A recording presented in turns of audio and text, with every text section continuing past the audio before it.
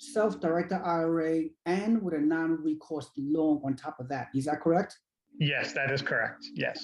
Now, Brian, I mean, I really, my recollection was that you went through a lot. Anybody, it took you much longer than normally it takes to close a transaction.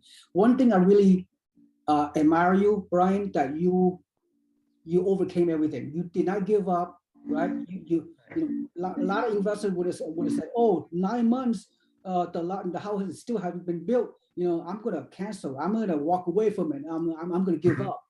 But I've been watching you the entire time, right? I mean, right. Not physically, but yeah. and I kept noticing, wow, Brian, he's sticking it in. He's not quitting. He want to make it work. And then when Justin, our network realtor, introduced you to the second builder, and you jump on it, so you maintain the course. You want to make it happen. You have a positive experience. You didn't give up. And then so tell me what was your mental state of being during the entire time, where most people would have quit because of the time delays and all those kind of issues. Why did you able to maintain your course and continue to move forward? What was your mindset? There were a few reasons. One reason is because they changed over to a builder who I knew the name of, which was D.R. Horton. So it's a pretty big name. So that was one of the reasons I said, okay, you know what? I'll go ahead and stick with this and go and see how this new builder does. And I talked with Justin about it too. And I said, okay, you know what? If this is going to go on longer, kind of like the last one did, then I can get out of this, right? And he said, yes, you can.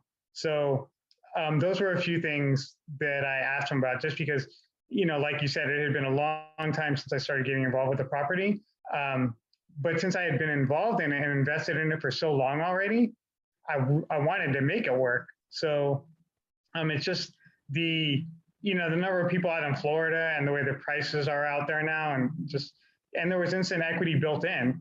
Even when I made the purchase of the place, the day after, the price went up to $209,500. It's already made $1,000 in equity before they even started constructing. And I knew material prices were going up. So I said, you know what, I'm going to lock in my price right now. And if for some reason it's not going to work, I can get out of it because, I can. And everything, it worked out. And even the estimated rent that they were targeting, it was more than what was anticipated at the beginning. So it's been positive. I guess it was just too much.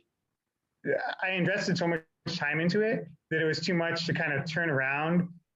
And also with the possibility of how much could be gained into the process, that I didn't want to have to start all over with a different property. I mean, it just seemed like I already put so much time into it that I just may as well see how well it goes with D.R. Horton and see if it'll work. And it did. So, and it has been, so.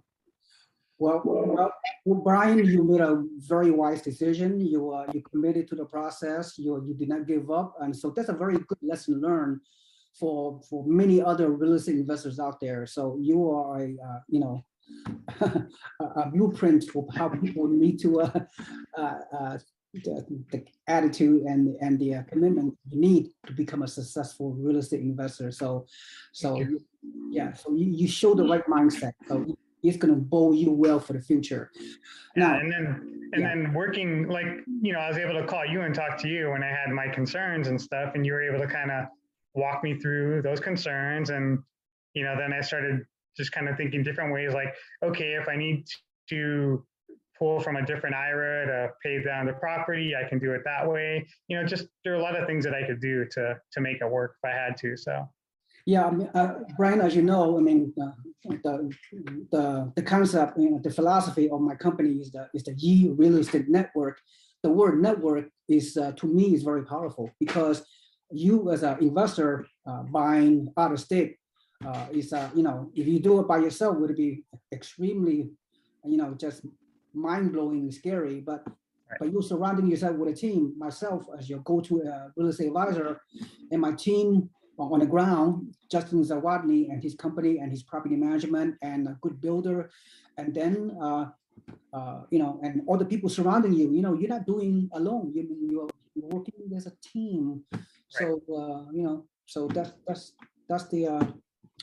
I know we only had like less than 10 minutes, and I really appreciate your time. But the way you bought this property is a little bit different than most investors, right? So it'll take, I don't want to take 2 hours for you to explain how you did it, but from a high level, if you explain 5 or 7 minutes, let me start by saying that you purchased this $208,000 property with your individual retirement account, with your self-directed IRA. In addition to that, I trained you and I educated you about you should do it leveraging your IRA using a non-recourse loan. Yes. So you did not buy this $208,000 property with your $208,000 of cash IRA. You put how much down payment with the IRA, and what was the non-recourse loan amount did you leverage on this purchase? So the non-recourse loan amount was $92,500. So I put the rest of it down, which is about about 106,000, something like that. So it was about 51% I put down, 49% that was financed. I had other options and alternatives that I could have chosen, but this one just seemed like it made the most sense and probably in the long run, the best kind of numbers financially. I could have gone with a loan that was less, meaning I would have had to put more money down.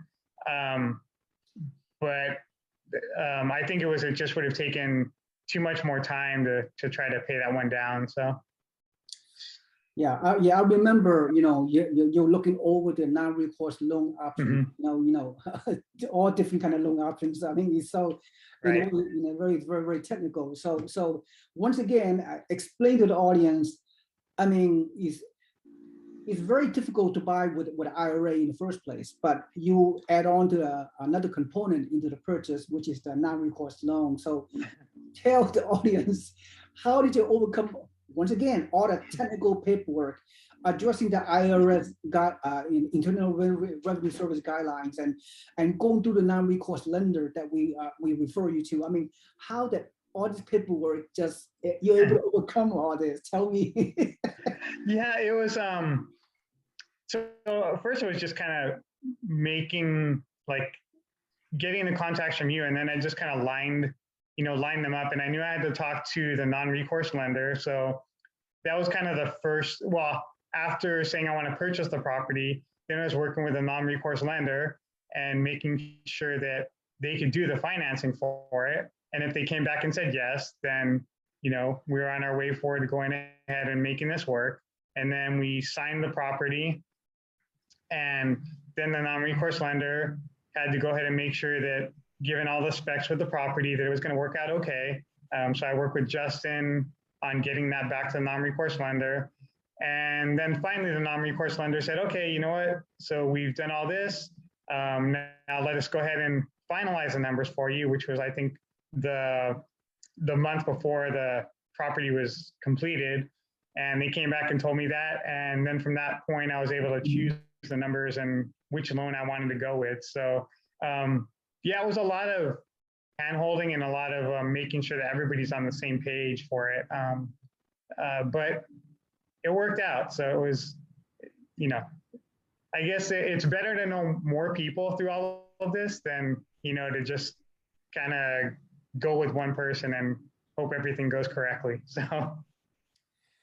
Yeah, exactly. Very good, very good. And then, of course, you got your property rented out very quickly upon you close escrow, and the rent was very nice, $1,650 rent. And when you, at the end of the day, your gross rent minus your taxes, insurance, and the monthly mortgage on that non-recourse loan, you said you put 50% down payment. So your monthly net cash flow is pretty high. I mean, I have to suspect that, right? Yeah, I think the net cash flow is, let's see, 16. is probably about 800 a month, probably when everything is said and done. So, because with the non-recourse loan, they also take certain payments like the taxes and things like that, and they put it into like an account for you also. So they're taking care of all of that and any other, what if kind of possibilities. So they take a little bit more out. But yeah, still, even with that, I think it's about 800 cash positive every month. So Yeah. The key is that $800 of monthly net cash flow is going back into the IRA, tax deferral. You yes, don't pay any taxes on the rental income, on your cash flow. Is it amazing?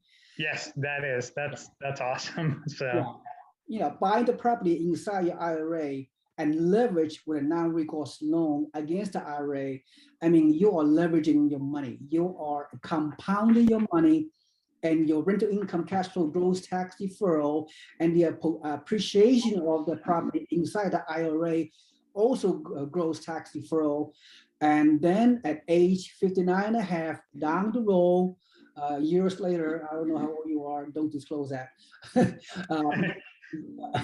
You have the ability at age 59 and a half to, if you want to retire at that time, you can trigger, you can withdraw the rental income, probably paying taxes on a withdrawal of the income for your retirement income stream.